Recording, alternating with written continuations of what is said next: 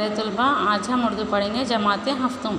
जमाते हफ्तुम में चौथी नज़म है रोटीनामा। इस रोटीनामा का नज़म और ख़ुलासा मुकम्मल हो चुका है, यानी पार्ट 1। इसके बाद हम पार्ट 2 पढ़ेंगे, यानी ऑब्जेक्टिव टाइप है। देखो यहाँ पे तलबा, सबसे पहले ये नज़म तो मुकम्मल हो चुकी है। इस नज़म के बाद क्या है, मुख्तसर यानी थर्ड बिट से लिखना रहता। मैं आप लोगों को बोली थी थर्ड लेसन से लिखना है। फर्स्ट बिट में है मुख्तसर जवाबी सवालात, 6 सवालात के जवाबात अपने नोटबुक में लिखना है। उसके बाद बे में भी 1-2 तवील जवाबात हैं, 2 क्या करना है नोटबुकों में लिखना है।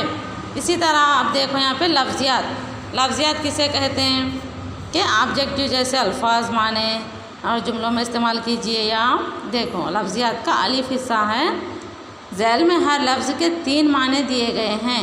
क्या यहाँ पे ज़ैल में हर लफ्ज़ के 3 माने दिए गए, एक अल्फाज के 3 मीनिंग्स हैं। सही मानों को खाली जगह में लिखिए और जुमला बनाइए।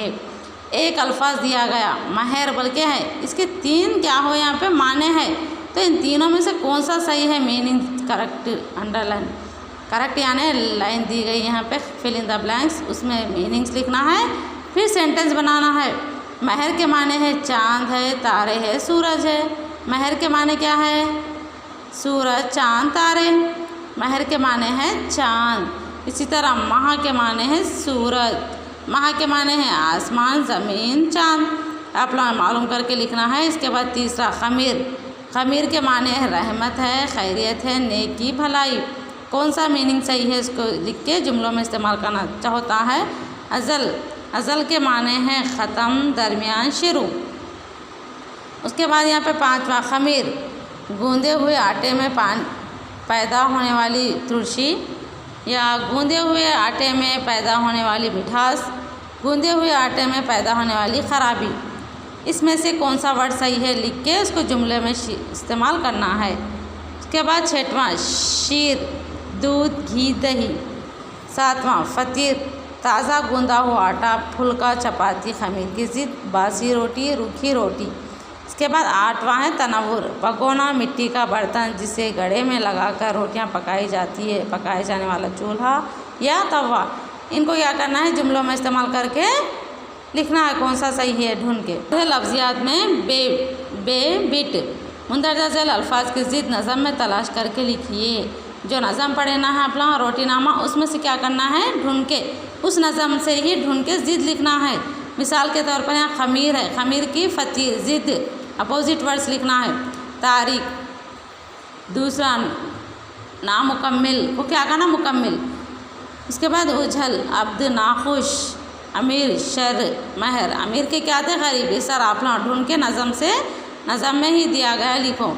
उसके बाद तलबा के लिए एक होमवर्क दिया जा रहा है। यहाँ पे क्या है होमवर्क, लास्ट में देती मैं ये होमवर्क क्या है, पहले सुनो। दिए गए मुख्तलिफ़ अजनास के नाम तेलुगु अंग्रेज़ी में ज़ुबान में लिखिए। यहाँ पे क्या है, अजनास के नाम गेहूँ, जवार, चावल, बाजरा। इसको किस में लिखना, तेलुगु प्लस अंग्रेज़ी यानी इंग्लिश में लिखना। गेहूँ के माने हैं गोधुमलू, तेलुगु में क्या बोलते हैं, उर्दू में गेहूँ बोलते हैं, तेलुगु में गोधुमलू बोलते हैं, इंग्लिश में क्या बोलते हैं, वेट। इसी तरह बाकी के अल्फाजों को भी तेलुगु प्लस इंग्लिश में लिख के मुझे बताना है। ये होमवर्क है आप लोगों का। लफ्ज़ियात के बाद देखो तलबा, ज़ुबान शनासी है। ज़ुबान शनासी यानी ग्रामर। इस मिसरे में ख़तकश लफ्ज़ पर गौर कीजिए। ये महर व माहक ने बनाए हैं काके। माह के माने चाँद और महीने के दोनों के आते। एक लफ्ज़ के 2 माने हैं यहाँ पे। माह के माने हैं चाँद और महीना, महर के माने सूरज और रकम। महर के माने क्या है, सूरज भी कहते हैं, और रकम या जिन्स जो निकाह के वक्त मर्द के ज़ुम्मे औरत के देना ज़रूरी मुकर्रर करते हैं, इसको महर कहते हैं।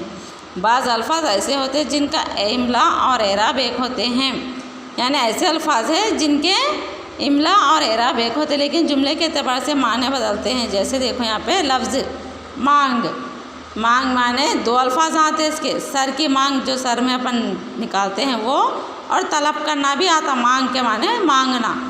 कान, जिस्म का वजू यानी कान वो तो अपना कान रहता ना इंसानों का वो, और एक माने है खान जो ज़मीन में से मादनियत निकाली जाती है उसे भी कहते हैं। इसी तरह इस जुमले के ख़त का शीरा दोनों अल्फाज पर गौर कीजिए तलबा। दिल वाले ही बहादुरों के दिल में शामिल होते हैं। दिल बमाने खलब, दिल के माने हैं खलब भी बोलते उर्दू में। दल बमाने लश्कर के हैं। बाज़ हम इमला लफ्ज़ एराब की तब्दीली की वजह से अलग अलग माने रखते हैं। जैसे दौरे के माने ज़माना, दूर के माने बैत, इसके भी क्या है यहाँ पे अल्फाज माने दिए गए हैं। इसके बाद देखो यहाँ पे होमवर्क दिया जा रहा है। पहले का होमवर्क और ये दो, ये तुलबा क्या करना है, आराम से लिखो।